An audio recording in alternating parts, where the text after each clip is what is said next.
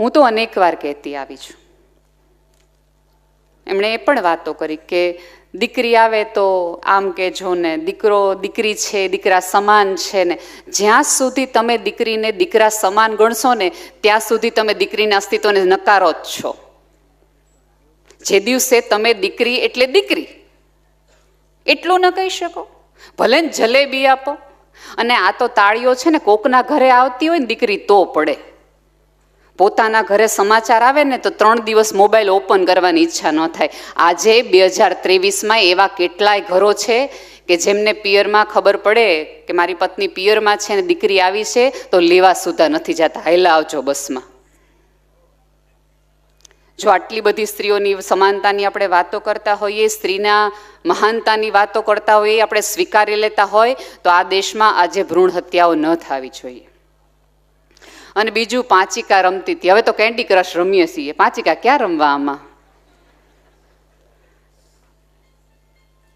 હે, પાણી ભરવા ગઈ હતી. ભાજપની સરકાર છે, નળ ખોવા ઘરે છે, પાણી હું કામ ભાઈ કુએમાં ભરવા જાય? અને બેનો ધારે તો પાણીના કારણે સરકાર ઉથલાવી દેના દાખલાય છે ને. એટલે આ બધું છે. બહુ સારી સારી વાતો કરીએ, મોટી મોટી વાતો કરીએ, દીકરીઓ આમ દીકરીઓ તેમ. કેમ આખો સમાજ 5000 વર્ષથી, માનવ સભ્યતાને આજે 5000 વર્ષ થયા, કન્યા કેળવણી કરો ને, કન્યાઓને સમજાવો ને, આને કરો ને તેમ કરો ને, એના સંસ્કારનો સિંચાઈ. થોડુંક કુમારોને કેળવો ને. કન્યાઓને રહેતા આવડી ગયું કે કુમારો સાથે કેમ રહેવાનું હોય, કુમારો સાથે કેમ વર્તાવાનું હોય, કુમારોને કઈ રીતે રાજી રાખવાના હોય. હવે કુમારો શીખે કે 21મી સદીની ભણેલ ગણેલ દીકરી ઘરે આવે તો તમાચાથી નહીં, ફૂલથી સ્વાગત કરવાનું હોય. બધા એવું કે દીકરીઓને સહન શક્તિ ઓછી થઈ ગઈ, સહન શક્તિ ઓછી થઈ ગઈ. તો દીકરાઓને કયો કે કોકની દીકરીને સહન ન કરવું પડે એવું જીવવાનું શરૂ કરે. તો આવા બધા કાર્યક્રમો, તો આવા બધા ઉપક્રમો નું ફળીભૂત થાય. બધી વાતો આપણે કર્યા કરીએ, મહાન છે, આમ છે, તેમ છે, પણ મહાનતા ક્યારેક ઘરની દીકરીમાં તો દાખવો.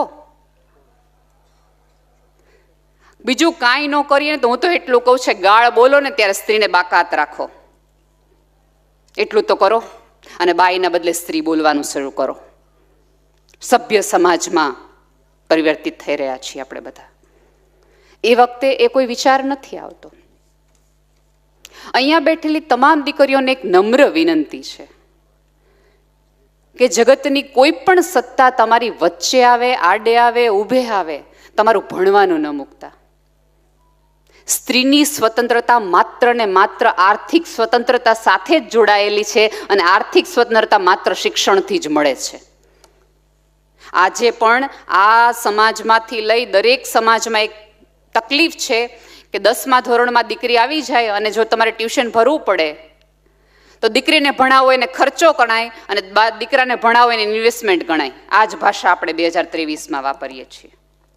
આ તો સરકારનું ભલું થજો કે જેણે આ કન્યા કેળવણીને ફી માફી કરી, બાકી કોઈ શિક્ષણ ન આપ્યું હોત. બહુ જ બધી વાતો સારી સારી કરવી ગમે, બાકી એમ કે ને કે બંનેની ફી સરખી, કેટલા મા બાપ દીકરીને ભણવા મોકલે ની જોવા જેવી છે. એ ગણતરી બહુ વેઢે ગણાય એટલી જ છે. શું કામ આવું બધું કરીએ છીએ? કાં આ કરો ને કાં આ કરો. હા, સાવ સાચી વાત છે. અંકિતાબેને કીધું ને કે પિતાના દેણા ભરે. આજે તે 2023માં ભાઈ છે 12મા ધોરણમાં, ઓલો રમી રમતો રમતો 2 લાખનું દેવું કરે તો બેનને 12મા ધોરણમાં ઉતાડી એમ કે ઘરના કામ કરવા જા, ભાઈ દેણું કરીને આવ્યો છે. મોકલો ને ભાઈને ખાડા ખોદવા કે જે આખો દી મોબાઈલમાં રમી જ રમ્યા રાખે છે. એને મોકલો. ભણતી દીકરીને શું કામ ઉઠાડી લ્યો છો? પણ જ્યાં સુધી ભેદભાવ, અને સોરી ટુ સે, આવો ભેદભાવ એક પણ પુરુષ નથી કરતો, આ માત્ર સ્ત્રી કરે છે. આ જગતને એક પણ પુરુષે એવું નથી કીધું કે મારો દીકરો જોઈએ. દરેક સ્ત્રીને જ દીકરો જોઈએ છે, દરેક સાસુને જ દીકરો જોઈએ છે. જલેબીની ઈચ્છા કે આ ભેદભાવ છે ને એક સ્ત્રીએ પાડેલા છે, કોઈ પુરુષે નથી પાડે. એને ત્યાં તો સંતાન જ આવે છે. એક સ્ત્રી એવું કહે છે, દીકરી બીજી આવે કે પહેલી આવે, પહેલી દીકરી આવે તોય તે માતાજીની દયા હશે ને તો બીજા ખોડે દીકરો આવશે. એટલે કરવાનું તો છે જ બીજું. કોઈ પુરુષે ક્યારે કોઈ ભાઈના પેંડા ખાડતી વખતે ઓફિસમાં બધા ભાઈઓ છે ને ક્યારેક પૂછજો કે તમારે ત્યાં કોઈ આવે તો એ લોકો એમ કે બહુ સરસ, અભિનંદન અભિનંદન, ઈશ્વર એને સુખી કરે, સ્વસ્થ રાખે. એમણે ક્યારે કીધું કે તમારે બીજો દીકરો આવે? કાંઈ એને આશીર્વાદ દેતા નથી આવડતું? તમે માતાજીનો અવતાર છે તો ક્યાં દેવોનો અવતાર નથી? છે જ ને, છે જ. પહેલા ખોળે લક્ષ્મી આટલું કહી અને ક્યાંક તમે સહાનુભૂતિ આપો છો. પેલા ખોળે દીકરા આવે તેમ કહો કે એ વિષ્ણુ ભગવાન આવ્યા, એ શિવ આવ્યા, એ રામ આવ્યા. દીકરો આવ્યો એવું કહો છો. એનો અર્થ એ છે કે તમે એક પુરુષના અસ્તિત્વને સ્વીકારો છો, એક સ્ત્રીના અસ્તિત્વને દેવી સાથે જોડી. અને આ સમાજ બહુ જ સુગ્ન છે. સ્ત્રીઓને દેવી કીધી એટલે દેવી કીધી એટલે તારે થાકવાનું નહીં, તારે હારવાનું નહીં, તારે બોલવાનું નહીં, તારે ક્યાંય જવાનું નહીં. કારણ કે દેવીને તો બધું હોય, એને તો 1000 હાથ હોય, એને બધા કામ કર્યા જ કરવાના હોય. સ્ત્રીને તમે માણસ કીધી હોત તો તમારે માનવ અધિકાર આપવા પડત, એટલે તમે દેવી કીધી.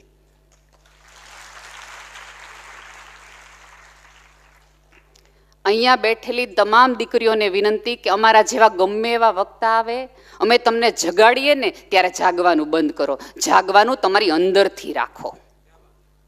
ક્યાં સુધી કોઈક આવે અને તમને જગાડે? આ જગતના એક પણ પુરુષને જગાડવો પડે છે? કેમ?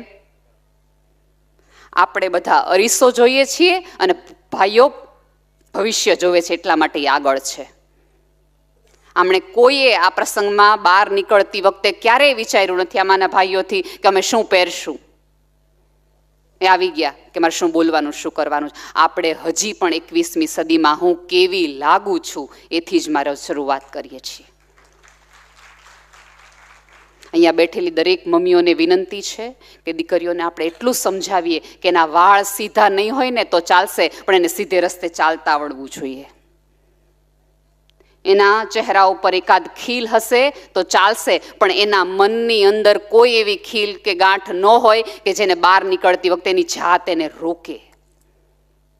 આપણા બધાની તકલીફ એ છે. અને અને અને આ કેવું છે કે આપણે તો બધા શાસ્ત્રોમાંથી શીખવાવાળા લોકો છીએ. રામ પૃથ્વી પર આવ્યા, માણસની જેમ રહ્યા અને આપણને કીધું કે જાતને મર્યાદામાં કેમ રાખવી, મર્યાદામાં કેમ રહેવું.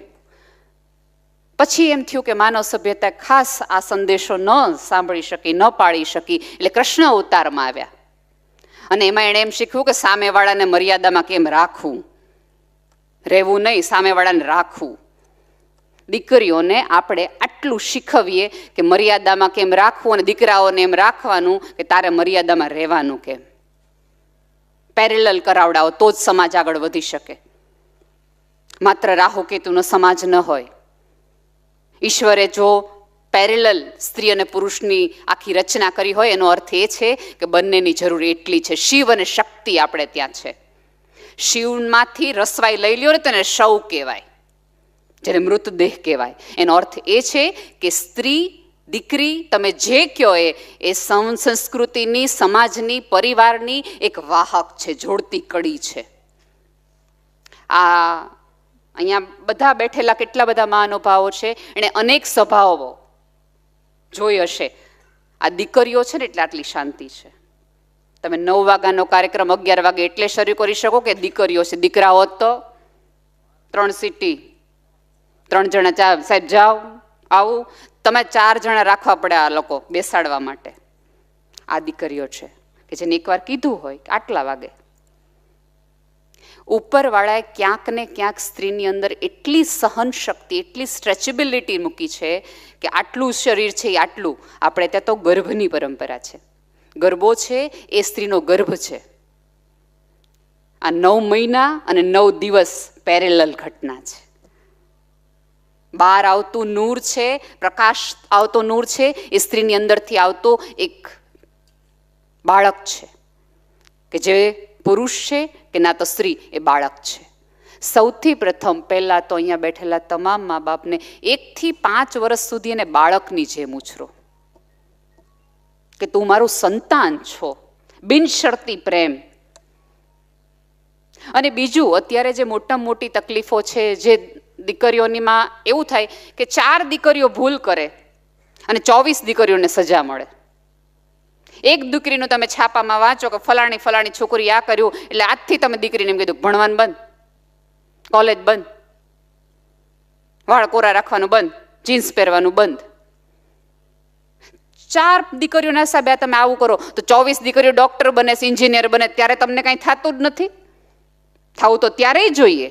જો એ ન્યૂઝની તમને અસર થતી હોય તો આવા ન્યૂઝની તમને અસર થવી જોઈએ. તમારે ગાંઠ બાંધવી જોઈએ કે હું મારી દીકરીને ભણાવીશ, હું મારી દીકરીને કોલેજ કરાવડાવીશ.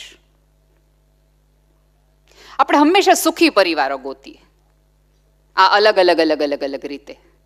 ક્યારે પણ આપણે એવો પરિવાર નથી ગોતતા કે મારી દીકરીને મેં એટલી ભણાવી છે કે ઘર, એસી, ગાડીઓ એ પોતાના હિસાબે લઈ શકશે, તમારે માત્ર એને સન્માન ને સ્વતંત્રતા આપવાની છે. અને સ્વતંત્રતાની વ્યાખ્યા મેં મારી દીકરીને બહુ સારી રીતે સમજાવી છે અને મર્યાદામાં રહેતા અને રાખતા બંને રીતે આવડે છે. મા બાપ તરીકે મારે ને તમારે આટલું જ કરવાનું છે. આપણને ઘણી વખત એવું થાય કે આપણી દીકરીઓ આપણને કોઈ વાત નથી કરતી. શું કામ કરે આપણી દીકરી આપણને વાત? દીકરી એવું કે આજે હું સ્કૂલેથી આવતી હતી ત્યારે એક છોકરો પાછળ આવ્યો, તે જેવું કંઈક કર્યું હશે એટલે પાછળ આવ્યો હશે. કાં કોઈ છોકરીઓને પાછળ ન થતો, તારી જ પાછળ કેમ આવે છે? એટલે છોકરી ડરી જાય કે વધુ જો વાત કરીશ ને તો સ્કૂલે જવાનું બંધ થઈ જશે. આ બ્લેકમેલિંગના કિસ્સા થાય છે. શું કામ?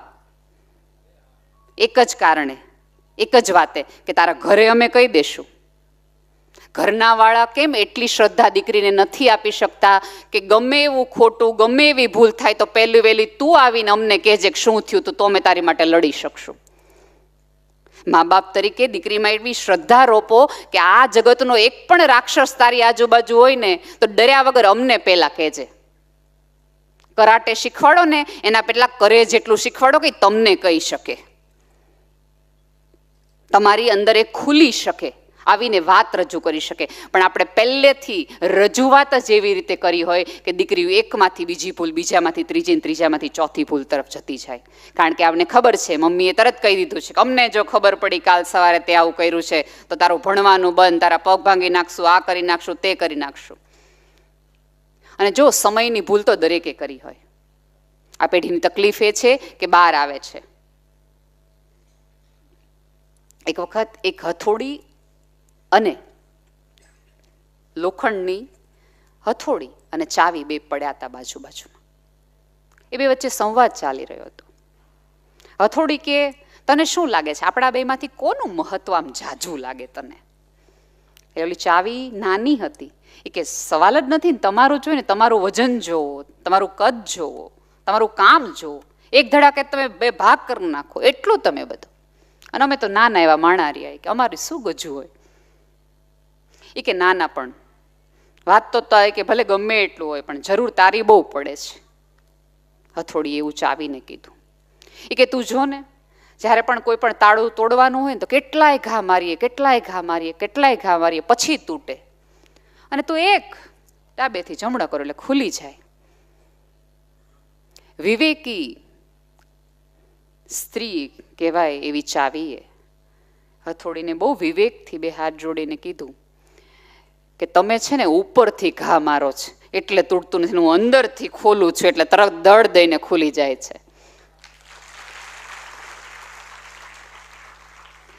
મા બાપ તરીકે આપણી દીકરીની અંદર જોઈને એના તાળા ખોલવાના છે.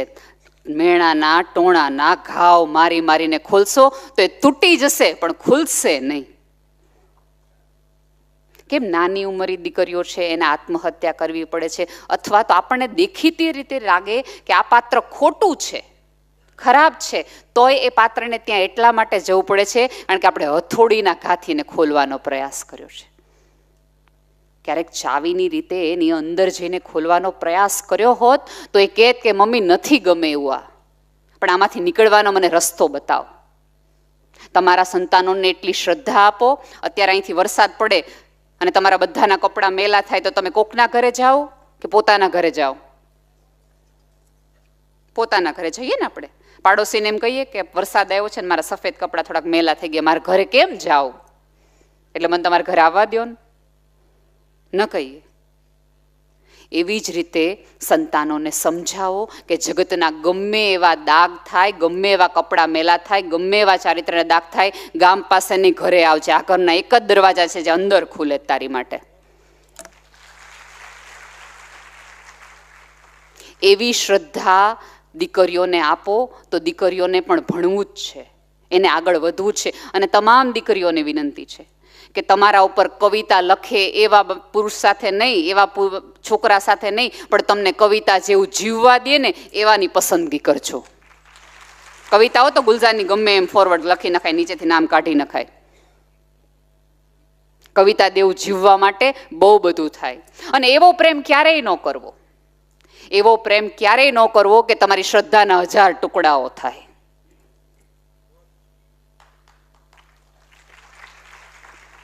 અને જે વ્યક્તિ તમને પોતાનું નામ સાચું નથી કહેતો, પોતાનું ઘર સાચું નથી કહેતો, પોતાની ડિગ્રી સાચું નથી કહેતો, એ તમને પ્રેમ હું સાચો કરવાનો હતો? પ્રેમ માટે તો જીગર જોઈએ, ખુલ્લા કલેજે બહાર આવવાનું, અતથી સુધી કહેવાનું. જે આટલું સાચું નથી કહેતો એ તમને એવું લાગે છે કે તમને સપનાઓ દેખાડશે એમ, પણ આમાં વાક આપણા બધા થોડા ઘણે મમ્મીઓનો છે. હું કહું કઈ રીતે. સીન નંબર 1, માતા પિતાને ઝઘડો થાય છે. ઝઘડો થાય તો સ્ત્રી છે એ ઝઘડો તો આપણે લાંબો ચલાવી શકીએ. 10 વાગે કોઈ પણ પુરુષને નોકરીએ જવું પડે, ગમે એવી માથાકૂટ હોય, ગમે એવા પ્રોબ્લેમ હોય તો એને જવું પડે. અને ત્યારે આપણે રડતા હોઈએ. એટલે આપણી 16 વર્ષની, 12 વર્ષની, 14 વર્ષની દીકરીને તરત કહીએ, જોયું રોતી મૂકીને વયા ગયા ને, પડીશ મારી કાંઈ. એટલે છોકરીને બી એવું થાય કે સાચી વાત છે યાર, મારી મમ્મીને રડતા મૂકી ગયા, મારા પપ્પા કેવા પુરુષ છે. હવે સેમ એના જીવનમાં એકાદ વખત આવો કિસ્સો બને કે મૂડલેસ હોય, રડતી હોય, ફેસબુકમાં, ઇન્સ્ટાગ્રામમાં, કોલેજમાં એક છોકરોને 24 કલાક પૂછે, તને શું થયું, તને શું થયું, તું કેમ મૂડમાં નથી, તું કેમ રડે છો? એટલે એને એમ થાય કે મારા પપ્પા જો મારા મમ્મીને રડતા મૂકીને જઈને આ જો કેટલો નવરો છે, અને એકચ્યુઅલી નવરો હોય. એટલે 24 કલાક તમને પૂછ્યા રાખે તને શું થયું, તને શું થયું. એટલે આપણે પ્રેમની કઈ ડેફિનેશન દીકરીના મગજમાં નાખી હતી કે તને રડતી મૂકે એવો પુરુષ નહીં, તને રડતી છાની રાખે એવો. એટલે એના મગજમાં ઓલો સાચો લાગે. બરાબર. હવે બીજું કે મોટું ઘર આપણે લેવું હોય, ગાડી લેવી હોય, કોકના લગ્નમાં રોલા પાડવા હોય, એટલે આપણે સતત ને સતત એક ડિમાન્ડ રહીએ. એટલે પુરુષને એવું થાય કે ડિમાન્ડ પૂરી કરવા માટે મારે એક્સ્ટ્રા માઇલેજ દોડવું પડશે, મારે વધુ કામ કરવું પડશે, આટલી નોકરીથી નહીં થાય. જો મેં તો અનેકો વાર સ્ટેજ ઉપરથી કીધું છે, જો પુરુષ પ્રમાણિક હોય ને તો એની પાછળ એના ઘરની સ્ત્રી જવાબદાર છે કે એણે એવી ડિમાન્ડ જ નથી મૂકી કે પુરુષને અપ્રમાણિકતાના રસ્તે જવું પડે.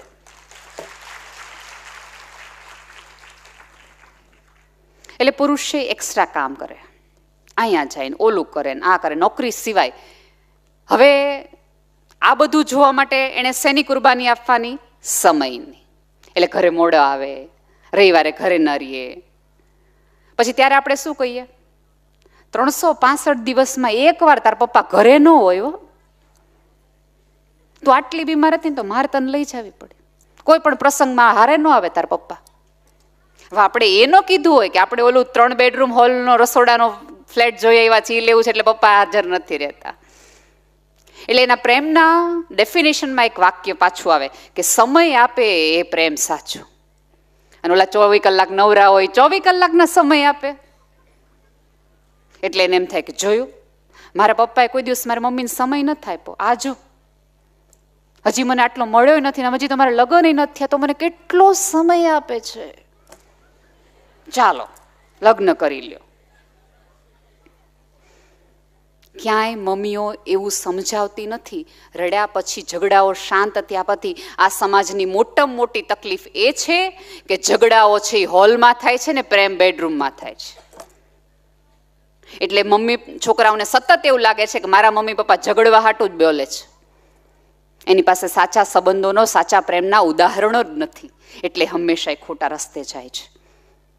ક્યારેય મમ્મીએ બેસાડીને કહેવું જોઈએ કે તારા પપ્પા વધુ એટલા માટે નથી ઘરમાં રહી શકતા, વધુ એ બહાર એને એટલા માટે રહેવું પડે છે બેટા, કારણ કે અમારે તને વિદેશ ભણવા મોકલવી છે, અમારે તને લગ્નના કરિયાવરમાં આટલું તોલું સોનું દેવું, તારા પપ્પા અને દાદાની જવાબદારી છે, આપણે પેન્શન નથી આવતા દિવસોમાં તો બેઠા બેઠા ખાઈ શકે, એટલા માટે તારા પપ્પાએ એક્સ્ટ્રા માઇલે દોડવું પડે છે, એટલે પપ્પા ઘરમાં સમય નથી આપતા.